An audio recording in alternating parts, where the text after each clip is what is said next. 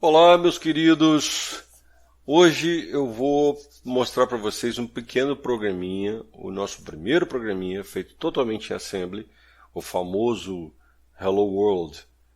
Para isso eu vou ter que introduzir em vocês, no bom sentido, é claro, um conceito sobre convenções de chamada. Aqui eu vou falar sobre convenções de chamada apenas para o modo x8664. O modo i386 tem alguns detalhes que merecem um vídeo só para ele. Tá? Assim como no modo de 16 bits. Que a gente não vai falar nesse curso.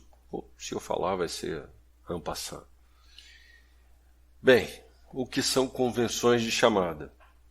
Quando você chama uma função, na verdade você pula para o endereço de entrada daquela função, passando uma série de argumentos. Né? A convenção de chamada te diz como esses argumentos vão ser passados. Então nós temos basicamente dois estilos padronizados de convenções de chamada para o modo x8664. Um para sistemas baseado na System 5 ABI, sistemas Unix, e a outra que é a Microsoft ABI, que é para o Windows, obviamente. As convenções de chamada não lidam apenas com registradores, mas também como os dados podem ser passados pela pilha e alguns outros detalhes, né? Tipo como é que funções variádicas funcionam, e questões de alinhamento de pilha. Sobre alinhamento de pilha eu vou falar bem por alto aqui agora, mas isso também merece um outro vídeo. Como aqui eu vou mostrar um Hello World tanto para Linux quanto para Windows, é bom a gente começar falando da convenção usada pela System 5 ABI para o modo x8664. Lá, os 6 primeiros argumentos de uma função são sempre passados através desses registradores aí. Nessa ordem. Tá? RDI, RSI, RDX, RCX, R8 e R9. Então, se você tiver parâmetros inteiros, tiver até 6 parâmetros inteiros, são esses registradores nessa ordem que vão ser usados. Tá?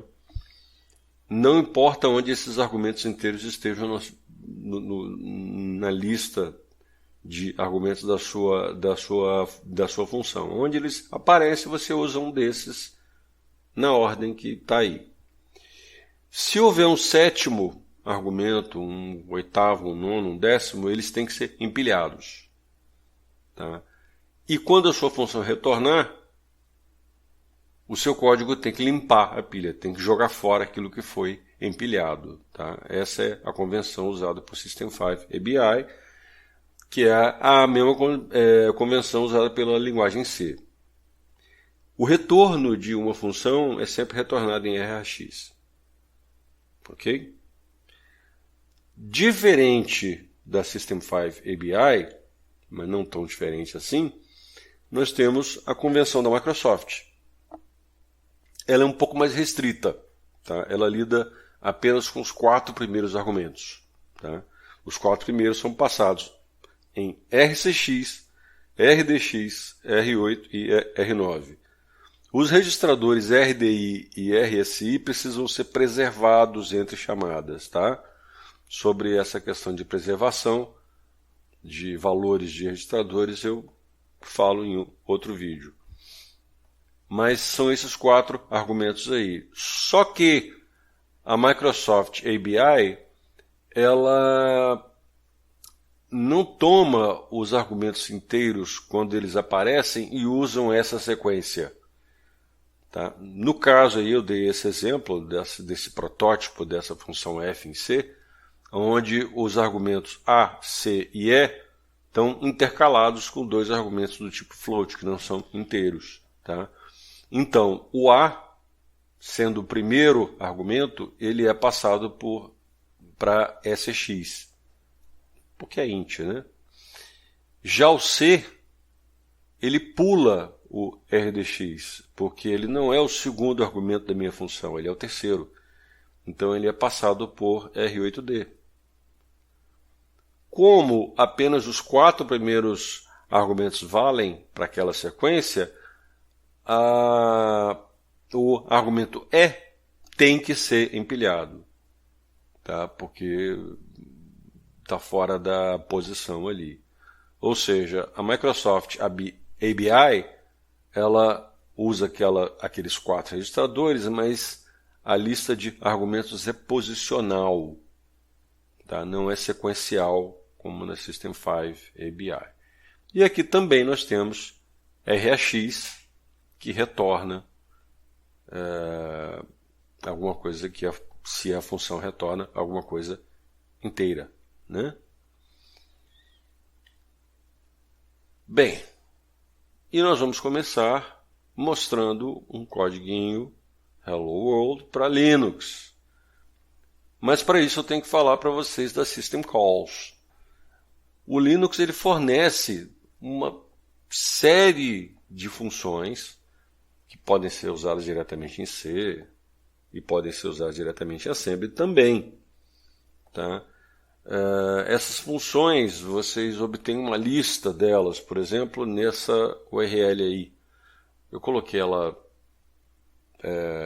encurtada para não ocupar muito espaço, mas é uma página do Google, né, que mostra a System Calls para x86-64, para i386 e para os ARM também. Tá? ARM ARC32 e ARM ARC64. Lá você vai ver funções do tipo write, exit, read, fork e uma série de outras, né, que pode ser usada em assembly. Para isso existe uma instrução chamada syscall, né, que vai chamar uma função específica. No caso de uma syscall, a gente passa em RAX um número correspondente em qual função que eu quero usar, tá? E os argumentos dessa função são passados da mesma maneira daquela convenção de chamada do System 5 ABI. Claro, é ele que nós estamos usando aqui. Exceto que o registrador RCX, que é o quarto, né, ele é trocado pelo R10. Não me perguntem por quê, mas é assim que funciona. Em vez de usar RCX lá, você usa R10. Como eu vou mostrar daqui a pouco, se você sabe logo de cabeça qual é o código da função que você vai usar, você pode obter a lista de argumentos dele através de uma manpage, em vez de ter que ir lá no site para ver, tá? E eis o nosso primeiro codiguinho. A primeira coisa que a gente tem que fazer é criar o nosso código-fonte. Como eu tinha mostrado num dos vídeos anteriores, nós precisamos informar para o NASM que nós vamos usar um conjunto de instruções compatíveis com o modo x86-64. O default do NASM é usar o conjunto de instruções baseado no modo i386. Existe uma diferença entre eles, tá? Então eu recomendo sempre que você for fazer um código usando o NASM, você informe para ele qual conjunto você está usando, né, através dessa diretiva aí. Isso não é parte da linguagem Assembly, isso é uma diretiva para o NASM. No modo de 64 bits, nós temos duas maneiras de usar endereçamento efetivo, né, como eu mostrei também em um outro vídeo. Uma de forma absoluta e outra relativo ao registrador HIP. Quando a gente usa endereçamento relativo ao registrador HIP, nós geramos menos entradas numa tabela de relocação no arquivo binário final. Então, a próxima coisa é usar uma outra diretiva para tornar default o modo de endereçamento relativo ao heap. Bem, nesse nosso código, que é um Hello World, a gente quer mostrar um conjunto de bytes na tela, né? Para isso, nós vamos ter que colocar esse conjunto de bytes em uma seção. Como eu mostrei nos vídeos anteriores, existem várias seções de dados, né? No nosso caso aqui, como a gente quer mostrar um conjunto de caracteres que jamais será alterado, eu vou colocar eles numa seção de dados apenas de leitura. Tá? No caso do Linux, na System 5 ABI, o nome dessa seção de sistema para dados read-only é essa .rodata. Bem, para definir um conjunto de bytes, existe uma outra diretiva, e até agora nós não estamos usando instruções nenhuma, né, como vocês estão vendo, apenas diretivas para o NASM. Existe uma diretiva chamada DB. DB quer dizer define bytes. E existe um atalho para o NASM, que é usando esse caractere aqui. Isso aqui não é uma aspa simples. Isso parece uma crase, né? É uma aspa simples virada para o lado esquerdo. Eu volto a ela depois. E aí nós colocamos os nossos bytes. Olá, Linux.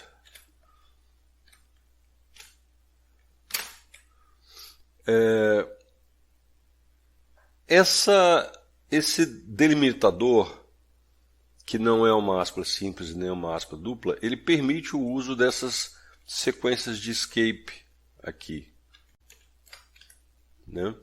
Como esse /n ao estilo de C. A aspa simples e a aspa dupla não permite, tá? Então é comum você ver algo tipo aspa dupla e o cara colocar um 10 aqui, tá? Isso significa que eu tenho esses bytes, o byte do H, do E, do L, L, O, etc. E quando termina aqui, segue um byte 10.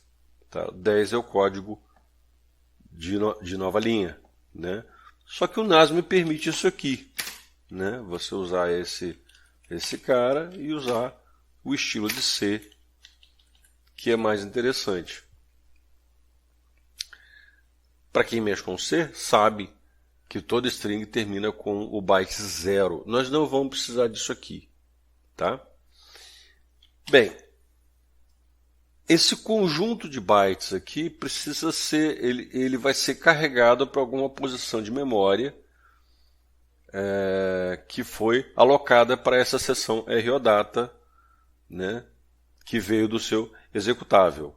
Só que o seu programa precisa referenciar essa memória, precisa ter acesso ao byte inicial, pelo menos. Tá? Para isso nós temos um rótulo, que é um outro recurso sintático dos compiladores Assembly, em que você pode criar um nome para esse endereço. Tá? Aqui eu vou chamar ele de MSG. 2 pontos. Eu sempre uso esses rótulos ou labels usando 2 pontos para usar o mesmo esquema da linguagem C. Em C, você pode criar labels também dentro do seu código. E esses labels sempre têm 2 pontos. No NASM, esses 2 pontos aqui são opcionais. Eu poderia fazer algo assim, que funciona também. Tá? Mas eu prefiro usar dessa maneira. Que eu deixo o label isoladinho aqui. Eu sei que é um label, porque termina com 2 pontos. E está aqui o meu conjunto de bytes. Bem, eu quero imprimir essa string. Tá? Eu não vou usar mais nenhum dado, só ela. Né? Então, a partir de agora eu vou criar a minha seção de código, que tem esse nome aqui. A seção de código, no nosso caso, que nós estamos usando o linker GNU-LD, né, ele sempre procura por um label _start para começar o meu programa. Tá? O meu programa começa nesse label. Por causa do linker, tá? O linker sabe, ó, se tiver um _start lá, é ali que eu vou começar. Na verdade, você pode criar qualquer label como início de seu código, desde que você informe isso para o linker. Tá? Mas no caso aqui eu vou usar o padrão. Um outro detalhe é que o linker precisa saber que esse label ele é público. Tá? Ele é exportado do compilador para o linker. Então, nós fazemos isso usando uma outra diretiva do NASM chamada global. Então você fala, olha, esse label aqui, ele é conhecido pelo linker. Todos os arquivos objeto que vão ser linkados sabem que existe esse símbolo. Tá? É isso que você está falando aqui. O nosso código começa aqui. E aqui vem, a partir de agora, as instruções. Eu falei ali atrás sobre esses calls, né, que são funções disponibilizadas pelo sistema operacional, usando o System5 ABI, que usam uma série de registradores como argumentos. Então, o que nós queremos fazer aqui? Nós queremos primeiro imprimir a string e depois nós queremos sair do nosso programa. Tá? Bem, para imprimir uma string, nós vamos usar a syscall write. Se eu der uma olhada na manpage, no volume 2 do write, eu obtenho isso aqui. Tá? A minha manpage, ela fala, olha, a minha função write, ela tem 3 argumentos, esses 3 argumentos aqui, né? O descritor, o ponteiro e a quantidade de bytes. Tá? E ela me devolve um valor. Né? Bem, pela System5 ABI, o primeiro argumento é passado por EDI. Note que é o tipo int que eu estou usando aqui. EDI tem 32 bits. O segundo argumento é passado em RSI. RSI porque é um ponteiro. Como nós estamos em 64 bits, ponteiros são de 64 bits. E a contagem. A contagem usa um tipo size que tem 64 bits também. Mas a nossa contagem é tão pequena que nós podemos usar o registrador de 32. Então, FD é passado em EDI, o ponteiro é passado em RSI e a contagem de bytes é passada em EDX. Vamos voltar para o nosso código. Então, a primeira coisa que a gente vai fazer é falar que nós vamos usar a System Call Write, né? Que tem o código 1.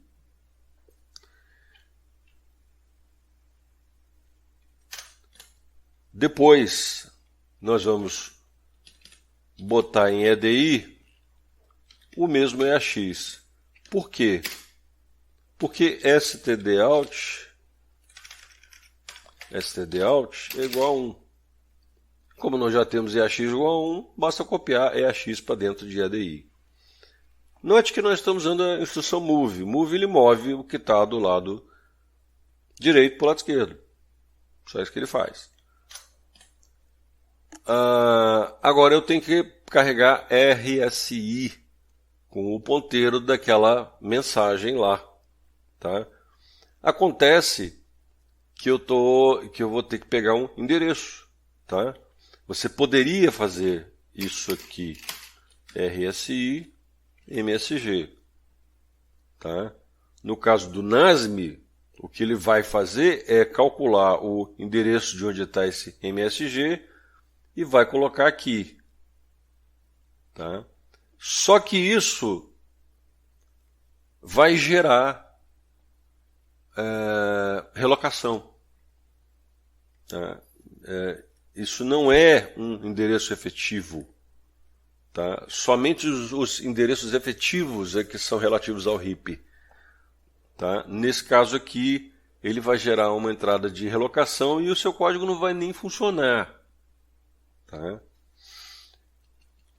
O certo, quando você carrega ponteiros, é usar a instrução LEA e fazer assim.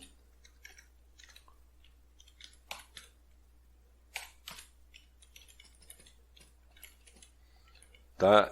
Aqui você está carregando para dentro de RSI o endereço MSG. Só que isso aqui é relativo ao heap.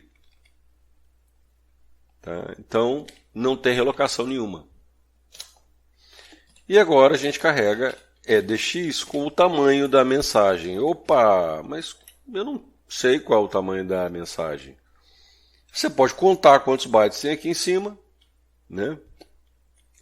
Tem 5, 6, 7, 8, 9, 10, 11, 12, 13, 14 bytes, né? Que esse barra N é o 10. 14 bytes. Eu posso colocar 14 ali. Mas eu também posso fazer algo assim, ó. Eu posso criar um símbolo.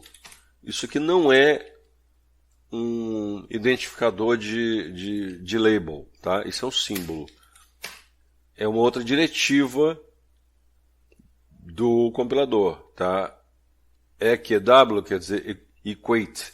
Eu estou falando MSGLane é igual a. O símbolo dólar é uma outra diretiva do compilador. Trata-se do endereço atual. Endereço atual o quê? É aonde vai logo depois desse barra N. Né? E vou subtrair de MSG. Se eu pegar o endereço atual e subtrair de MSG, eu tenho o tamanho em bytes daquele bloco. Tá?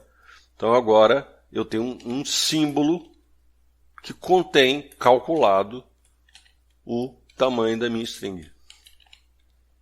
Tá? E chama syscall. Isso aqui vai imprimir aquela string na tela. O próximo passo é sair do programa. Nós não podemos sair simplesmente com hatch. Tá? Porque o seu programa não é uma subrotina. Tá? Nós temos que falar para o sistema operacional que nós queremos sair. Então existe uma syscall chamada exit, de sair, onde você passa para ela o código de retorno, o código de erro que vai ser retornado para o sistema operacional. De novo, tá? Eu posso vir aqui no main, 2 exit. Tá?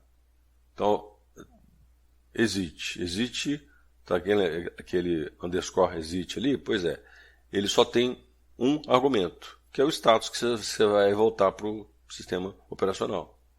Tá? Então, o que eu faço? No caso da nossa tabela lá, o código da syscall exit é 60. Tá? E eu vou simplesmente zerar EDI, que é o primeiro argumento, e vou chamar syscall. Tá? Isso aqui sai do meu programa. Pronto, nós temos o nosso programinha construído aqui e eu vou salvá-lo. Tá?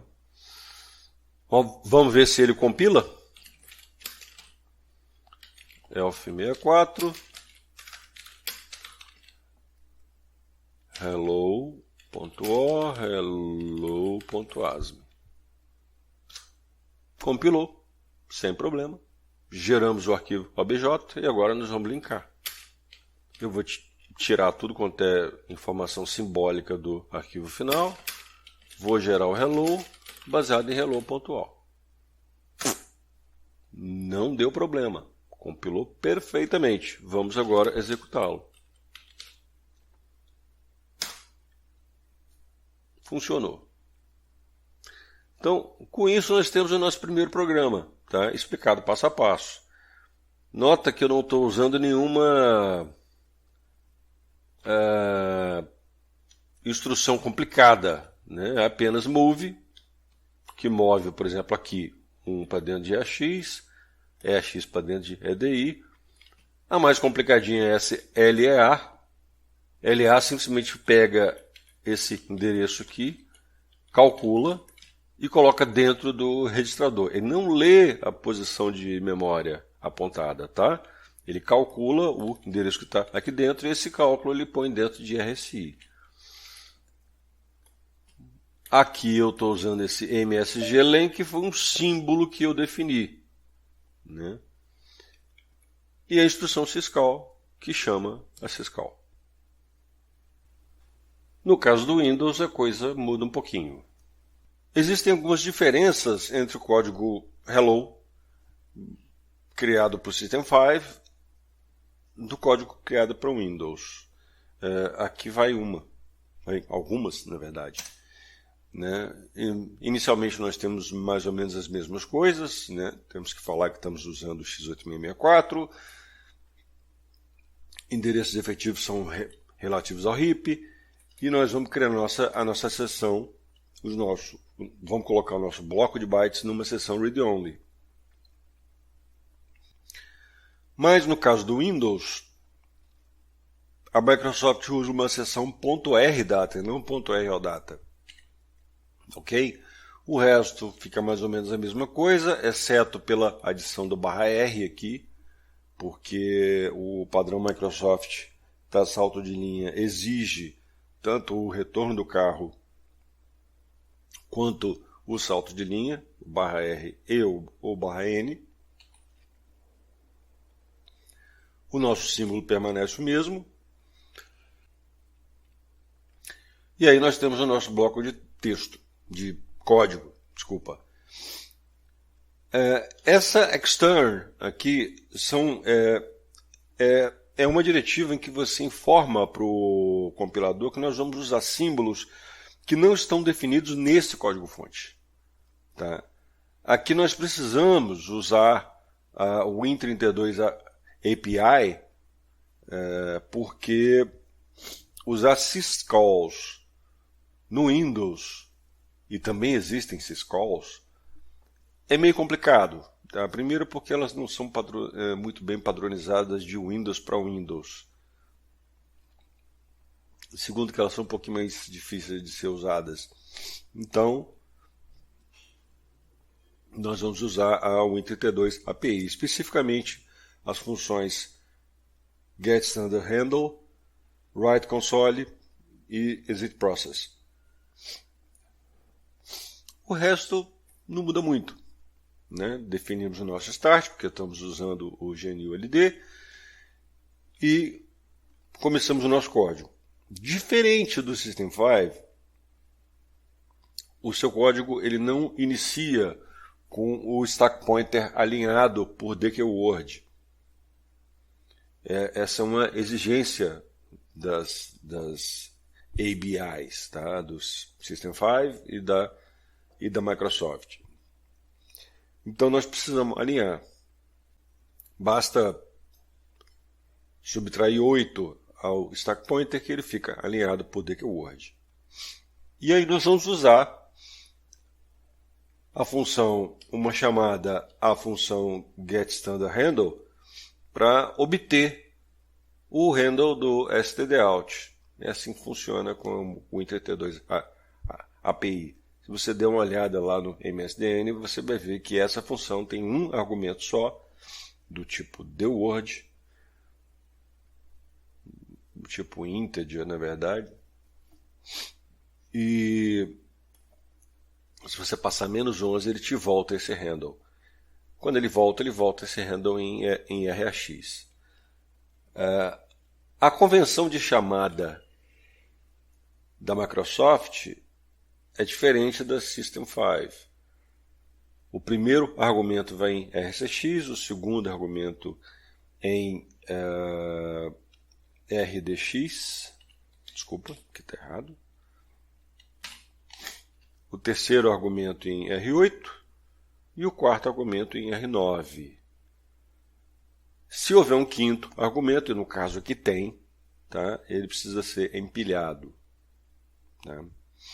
No caso aqui eu estou chamando write console A, passando o handle, passando o ponteiro para a minha mensagem, passando o tamanho da minha mensagem, e os dois outros argumentos são zerados. Tá? É um ponteiro, que pode ser nulo, e o último é um valor reservado. Tá? E aí a gente chama o write console, que vai escrever a minha mensagem na tela. Tá? Feito isso, eu preciso sair do meu programa, que chama essa função exitProcess com um argumento só. No caso, eu quero retornar 0, eu faço um chore aqui para poder zerar o SX e salto para essa rotina que nunca vai retornar. Tá? É por isso que não tem um call aqui, tem um jump. E a nossa rotina está pronta. Tá? Se eu quiser compilar isso, e aqui eu estou usando o Linux, tá? Eu vou usar o NASM, tá? Só que aqui no caso eu vou gerar código para o Win64. Tá? Eu vou gerar o arquivo objeto baseado no ASM. Se tudo der certo, não vai dar erro nenhum. Beleza. Só que como eu estou usando Linux, e eu já instalei os cross-compilers aqui para o MinW64, eu vou usar W64 LD. De novo, retirando os símbolos, gerando o hello XE e baseado no hello H, só que eu também vou, deixa eu dar uma acertada aqui, né? Eu também vou linkar contra kernel 32. Tá? Esse kernel 32 aí é, na verdade, o Cross Compiler ele configura ele como uma biblioteca estática. Tá? É um archive que contém vários arquivos objeto dentro. E ele tem aquelas referências ali para imp, get std handle e tal. Ele que dá aquelas referências. Tá? E aí nós geramos o nosso arquivo executável. Bem, existe uma outra coisa que você pode fazer. Existe uma dificuldade no Windows, que é o seguinte. Todos esses caracteres que nós estamos vendo aí nesse vídeo, eles fazem parte de um conjunto de caracteres que é disponibilizado para o seu sistema operacional. Se eu colocar uma mensagem aqui, deixa eu tirar esse Windows aqui, deixa eu botar mais um caractere aqui. Se eu usar, por exemplo, um caractere acentuado, tá? Ele vai constar do meu bloco de bytes ali. Acontece que no meu sistema aqui, e eu posso mostrar isso para vocês. Não, eu não tenho como mostrar isso aqui agora. Eu esqueci como é que mostra, mas depois eu mostro. Como eu estou usando Linux aqui, o meu Vim ele cria textos usando o conjunto de caracteres codificados como UTF-8. Tá? Então, esse A com acento é um caractere usando UTF-8. Tá? Se você estiver editando esse código no seu Windows, no prompt, tá? O prompt ele usa um outro conjunto de caracteres chamado CodePage 850, que é para o português brasileiro. Tá? Ou se você tiver configurado o seu Windows para inglês, você vai usar a CodePage 437, que é a CodePage em inglês para o prompt. Isso é compatível com o antigo MS-DOS. Tá? Acontece que o Windows, internamente, ele usa o TF-16, não 8. Não CodePage 850.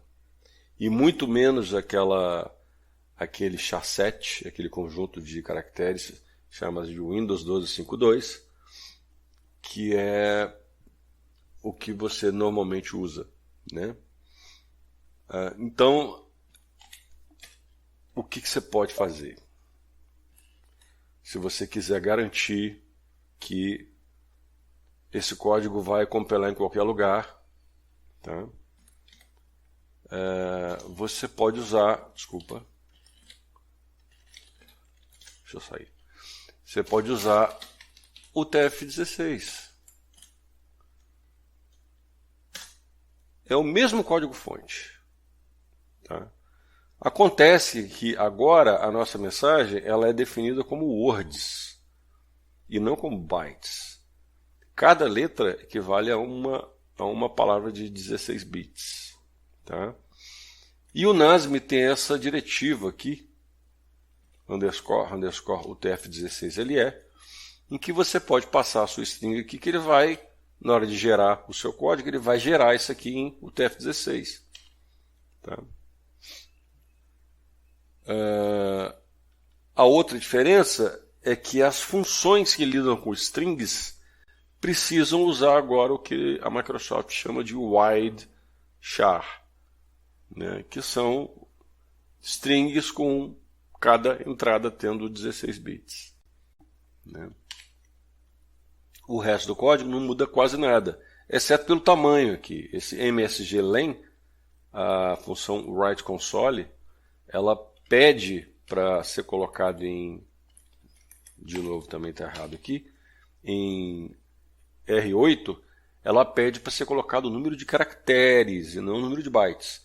Então aqui nós tivemos que fazer uma gambiarrinha, né? Calcula quantos bytes tem e divide por 2, porque nós estamos usando o Word. Tá? Isso vai funcionar do mesmo jeito. Opa, deixa eu deixar ele aqui. Vamos compilar aqui. Né? Isso vai funcionar do mesmo jeito.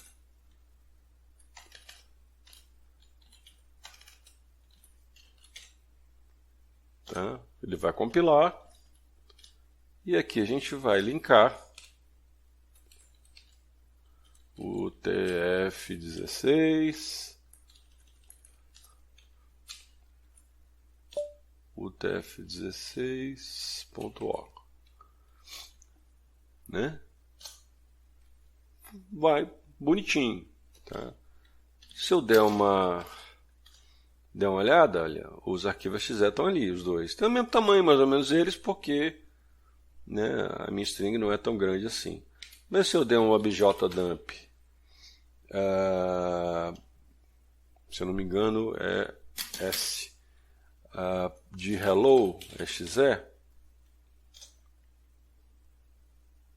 Deixa eu só acertar aqui para ficar legível. Isso. Tá? Você vai ver que, por exemplo, a seção rdata, olha lá, ela tem a minha string, no caso do hello exe, ela é 5 bytes, tá vendo? Hello, Windows, termina com 0D, 0A, tá? E esses paddings aqui, isso aqui foi colocado por algum motivo, né? Porque nota que eu tenho mais seções agora. tá? Eu tenho mais dados aqui que são usados pelo kernel 32 lá, né? Então, por exemplo, tem esse idata, onde tem a importação das minhas funções, tá vendo? Né? E aqui tem o text, né, que é o nosso código.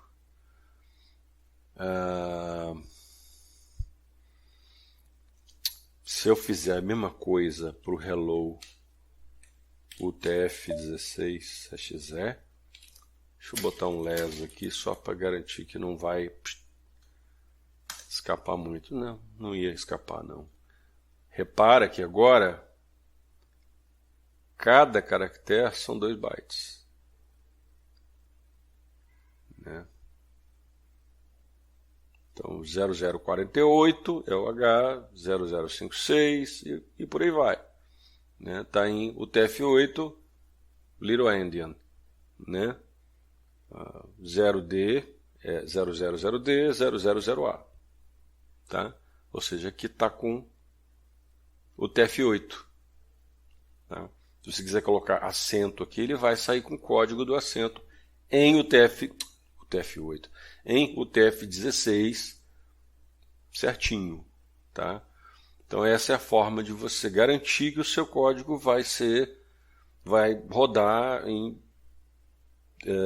vai gerar as suas strings corretamente para todos os códigos, desde que você sempre use funções que terminem com W aqui, que lidem com strings. Claro, se você está rodando isso no seu console, no seu terminal, no Windows, tá? Tiver algum acento, ele não vai ser mostrado corretamente, tá? Porque o seu console usa CodePage 850, não usa o TF-16. O lance aqui é que acentos aqui vão estar corretamente codificados em UTF-16 depois dessa coisa aqui. Tá bom? É isso. E eu vou parar por aqui. Como sempre, senhores, por favor, deixe o seu like, divulgue o canal, compartilhe o vídeo e, se puder, fazer uma doação, no mínimo uns R$10 aí, para mim tá ótimo. Eu agradeço, todas essas coisas me ajudam pra caramba e até mais.